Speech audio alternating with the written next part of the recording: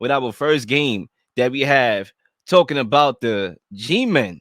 They did their thing out here. Daniel Jones carries the Giants to their first playoff win since 2011 in an upset over the Vikings, 31-24. Now, I do want to start off with our biggest takeaway from that game and then move on to the subtopic that we have here, which is who is to blame the most for the loss against the Giants. Okay, Zach, the mic is yours. Yeah, well, so I'll start this one off by saying this. I've been very impressed with Brian Dable over the course of the last few weeks and really the entire season. But after we've seen it closely pretty here in New York, we've seen it pretty closely. The Giants have had all these terrible coaches, right? Ben McAdoo and Pat Shermer and Joe Judge. And what the great coaches in this league do is they get the most out of their players, whether it's the best players on their team, whether it's the average players on their team, get into them to play a little bit above average. And I think any coach can get their star player to play well, but it's that when you're getting the most out of those guys, that's what is really impressive to me. And what Brian Dable did this season is he took a team really full of misfit toys and cast-offs from other teams and some rookies. Like, I know they have Saquon Barkley and Thibodeau, who's really good, Dexter Lawrence, but Dave Gettleman didn't really leave the Giants with some pot of gold. And he is the only coach I've seen out of the Bill Belichick coaching tree. He started in New England that have had success outside New England at a different place. And this guy not only made the playoffs, but he won a road playoff game. And I think we're going to get into the Vikings a little bit in the subtopic, but the main difference for me in this game was just the difference of weapons and the difference in talent between the two teams. The Vikings have Jefferson and Thielen and Hawkinson and Dalvin Cook. Like, I know it's easy to call the Vikings frauds, but when you're comparing them to the Giants, who have Richie James and Isaiah Hodgins and Daniel Bellinger, like, these aren't household names. I just think what Brian Dable has done with the team and to Daniel Jones, it's just so impressive. And it kind of reminds me of, we actually just got breaking news on this guy, Jim Harbaugh, announcing that he's going to be staying at the University of Michigan for next year. But it reminds me of what Jim Harbaugh did with the 49ers about a decade ago when he took over just like a classic franchise that has been in shambles lately. And as soon as he gets there, he has a quarterback that was drafted pretty high, but we never saw how good he could really be because of the lack of good coaching around him. And instantly, he just takes off. But the difference between the two situations is, one, like, that 49er team had talent. They had Vernon Davis and Frank Gore and Michael Crabtree. But also, Daniel Jones's physical attributes are just much better than Alex Smith's. Like, he has a stronger arm. He could run. And yesterday, I was so impressed. He was the best player on the field. And the Giants just play tough, hard-nosed, winning football every time they take the field. And when you hire an offensive coach, your number one job is to get the absolute most out of the quarterback position.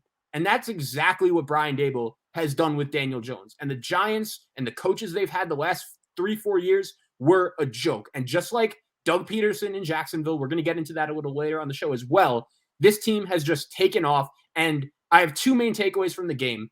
Number one is this coaching job by Brian Dable. Not only is it coach of the year worthy, but I think it's one of the best coaching jobs, honestly, I've seen in the NFL in the last 10 years. What he's done is so impressive. I don't remember many coaching jobs better than this guy. And my other takeaway would be, if I'm another coach, or if I'm another team looking for another coach, I'm hiring Mike Kafka, the offensive coordinator of the New York Giants, because this guy called the game of his life yesterday. The Vikings defense never stood a chance. Daniel Jones looked poised, in control the entire way.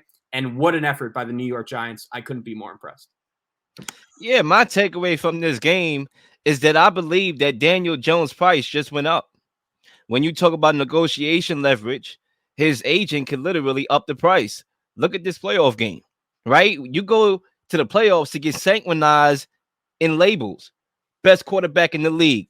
Oh, he's that guy. He's the MVP. That's how you get all them accolades. You don't get it in the regular season.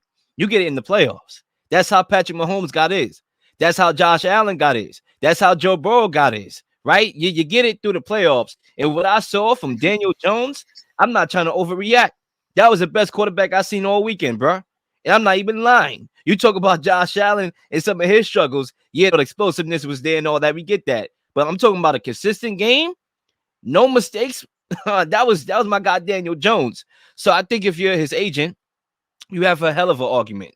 You have a lot of leverage right now to get the contract that you want. Number two, I would say that when you talk about just everything from a congratulations standpoint, right? Because I feel like when we talk about the Giants, we talk about Brian Dable. And Claire, he has earned that notion. You know, he's a great coach, should be a very candidate, a very much a candidate in that coach of the year discussion. He should probably be one or two. You can make a case and have a great ass argument. But with that being said, I think sometimes we don't really understand or respect enough the evolution of my guy Daniel Jones. I mean, you talk about his ability to scramble. We can actually classify him as a dual threat quarterback, a guy that can pass the rock and rush the rock. And I think there's a lot of value in that scramble, and a lot of people underestimate that. I mean, if it wasn't for his ability to scramble, this offense would not be humming. They have no weapons. I don't care how good of a coach you are.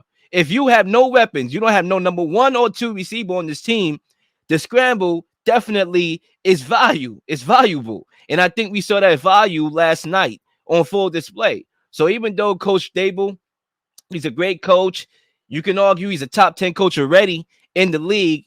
Daniel Jones, he did his thing, and he showed that he's the quarterback for this team, something that I've been preaching since the offseason. Give this man some structure. And I think when you look at him, when you look at Geno, that's why it's important for coaches, not coaches, but quarterbacks to get the right coach, to get the right ecosystem for their success. And all Daniel Jones needed was that. And he got that in Brian Dable. Number two, when the Vikings, number three, when the Vikings went down the field on an opening drive, marched 75 yards down the football field, capped it off with a touchdown. And I saw the Giants respond to that of a drive of their own to tie the game, a 28-yard run by Saquon. I said to myself, I need to see no more. I know who's winning this game. It's the Giants. You know why? Because they normally start up slow. They are dead last in the league in first quarter points per game. Dead last. So when they was able to match the body blow that the Vikings gave and run that round, I was like, they're going for the knockout. And they did. And that's why they won this game. That's my biggest takeaway. Yeah, I think also with Daniel Jones, it really shows like just how bad Pat Shermer and Joe Judge were coaching this New York Giant team, and Ben McAdoo even before Daniel Jones got there. Because it's interesting, Will, like in the offseason, I didn't completely agree like with your Daniel Jones take, but I did see where you were coming from, because Daniel Jones have had some moments throughout his career before this season where you see some flashes. You're like, okay, this guy could play. He could do something. But the turnovers were just a huge issue. And you know, in the NFL, like that's something that just cannot happen, especially multiple times in a big game. And between this game, between the Colt game the Giants won a few weeks ago, blowing them out, Daniel Jones has not turned the ball over, and he deserves a lot of credit for that, because that's really something that throughout his first few years in the league, that really cost him. And it's amazing what happens when you give any quarterback just a capable coach. And in this case, Brian Dable is obviously the extreme. But yeah, what he's done with Daniel Jones, the improvements that Daniel Jones has made, we've seen it here and there throughout his first few years in the league. If you remember, like this is a long time ago, but his first game in the NFL was a crazy comeback win over the Buccaneers. And a lot of Giant fans here in New York didn't like that pick, taking him number 6 overall in a quarterback draft that wasn't particularly too strong a few years ago in 2019. And that yesterday really made the wait worth it for Giant fans.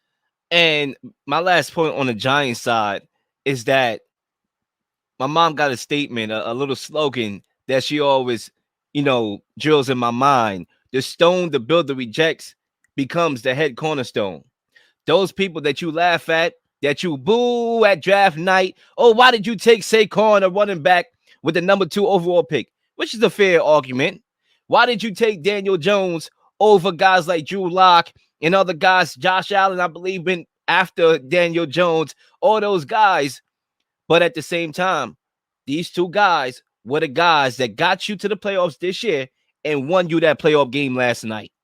So I just want to leave it there. If you would have told any Giant fan before the season started that both Daniel Jones and Saquon Barkley would be pretty much locks to get extensions after the season ended, I don't think any Giant fan, or really anyone who follows the NFL, would have believed you, just because usually when a new coach and a new GM take over. They're looking to bring in their own guys. They want nothing to do with the mess that was there prior to them getting there. But you already see with good coaching, those two guys this season have taken off. And I'm going to be curious to see what the Giants do with Saquon in the offseason, because there's no doubt he's earned himself a big extension, and he's probably going to get it, even though, like, we know paying running backs that long-term contract, it's had some penalties in the past, but there's no doubt Saquon Barkley's definitely deserved it with the season he's had so far. Absolutely. And remember, this was the same quarterback that they did not pick up his fifth-year option. Prove that you can be that guy. I think he proved that he can be that guy for this team. So, Zach, I want to move on to the Vikings side of things. Who is the most to blame for the Vikings' loss to the Giants? And, of course, we can go around the panel and pick a very, variety of issues and things and people. But if you had to pick one that we have to say, the most out of everybody, this guy's the most to blame, who would it be? Yeah, so the Vikings going into this game, and we saw it yesterday, like, they clearly by far had the worst defense in the playoffs out of any team that made the playoffs. And even though I knew this team was very fraudulent, like, I did give them credit for winning 13 games and making the playoffs, unlike last season, but they were soft yesterday. And defensively, they were flat out bad. Like, they didn't make any plays. And I know it's going to be easy to crush Kirk Cousins, especially for that last play, right? But that offense had zero margin for error because the defense couldn't stop anyone or anything. And for the final play, like, I put a little bit of that on Kevin O'Connell, because when your season is on the line, how do you not call a play that has every wide receiver 10 yards at least beyond the line of scrimmage, or just even close to that? Like, that last play, he had to go 6-7 yards to get just to the first down line. And I know anytime you lose at home as a massive favorite, not a massive favorite, but this was a game the Vikings really should have won. When you lose that type of game during wild card weekend, that's just a very, very hard thing to shake off. Kind of like we saw with Dallas last year, losing that game to San Francisco. So for me, Will, the guy I put the most blame on is the Vikings defensive coordinator, Rich Donatel. The Vikings have had a bottom tier defense in the NFL the whole year. They came off to me yesterday as a soft team that didn't make any plays on the defensive side of the ball. And I know it's easy to crush Kirk Cousins. He played fine yesterday. I don't think he was good. I don't think he was great, but I don't think he was terrible either. The Vikings offense was not as good yesterday as it's been all season. But again, they didn't have a margin for error because their defense did them absolutely zero favors. And that's why I low-key disagree, even though you do have to put the blame on the defense. You have to put the blame on Kirk. You have to put the blame on the coach. Like I said, you can go around. Everybody takes share of the blame, piece of the pie. But, man, the reason why I disagree is because I think you kind of made my point. This defense is terrible. They've been terrible this whole year. I thought the Patriots offense was back. I thought they found something because of Mac Jones' performance, because of Mike White's performance against this team this season. So many quarterbacks had success against this team. You know that your offense has to be perfect.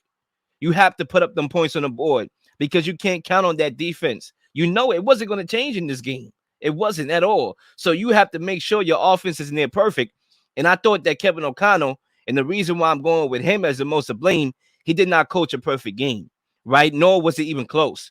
First of all, the last play. Let's talk about the last play, because I give both the quarterback and the coach, half of the blame each on that last play. You throwing, it's 4th and 9 or something like that, 4th and 9, 4th and 7, whatever, 4th and 9. You throwing short of the sticks. Terrible play call, like you alluded to. But if you're Kirk Cousins, you're a veteran, my guy. You've been in this league for a long time. Have the situational awareness to know what a first down marker is and get the ball to your best playmaker in Justin Jefferson. I don't care if that guy's triple team. Okay, I seen that guy in overtime against the Buffalo Bills go up in the air with one hand, make catch of the year, made the catch of the year, and brought that down. Listen, the fact that he wasn't targeted in this whole entire game, in this whole entire fourth quarter, that's terrible. My best players in the fourth quarter, they got to touch the rock. The quarterback, the wide receiver, the running back, whoever is my best players, they got to touch the rock in the fourth quarter. To have Justin Jefferson, the best wide receiver in the league, not getting the rock in the fourth quarter, that's a combination of play calling and quarterback, but more so play calling, because you can dial up plays to get him the ball. I seen Kevin O'Connell do it. One of the things when everybody's like, oh, this guy, Kevin O'Connell, I don't know about this cat. one of the things and one of the avenues and angles I was able to take to defend this guy was that he basically this whole entire year drew up plays to get the ball into his best guy's hands. And that's what I could respect. You know who your best players are?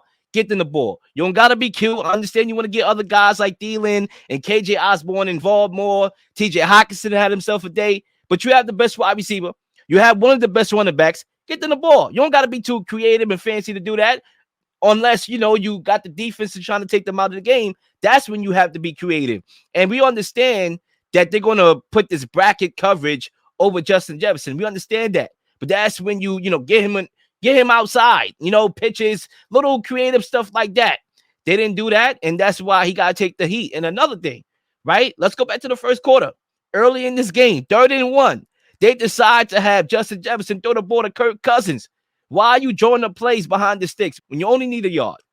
So, yeah, I got to go Kevin O'Connell on this one for sure. And matter of fact, icing on the cake here, the defensive coordinator, who we want to criticize, and we should, Kevin O'Connell is the one who hired him to install this new 3-4 defense that Vic Fangio is, the guy for. 3-4. So that's another thing that we have to kind of, decipher. Like, this is a whole entire new defense, and it's going to take time for this defense to kind of get things together as well. Yeah, it's crazy because usually when you're a first-year head coach and your team wins 13 games and the division after you missed the playoffs last year, like, you just say that out loud and it's like, wow, what a coaching job. But I agree with you. Like, I don't know if I can trust this guy going into next season. All 4 teams in the NFC North are now eliminated, and I don't think it's some foregone conclusion that this Viking team is going to be back in the playoffs again next year, considering everything the Lions did this season, considering the Bears and just the massive offseason they have ahead. And one last point, I'm happy you brought up that 3rd-and-1 play call with Cousins throwing it to Jefferson. It is wild because if you remember, in week 1 of the season, 18 weeks ago, the Giants are in Tennessee taking on the Titans, and that game shifted on a very similar situation. Early in the game, 3rd-and-1, Mike Vrabel decides to call like a handoff to a tight end, a rookie tight end. It gets stopped, and the game immediately changed from there. Saquon had a big run,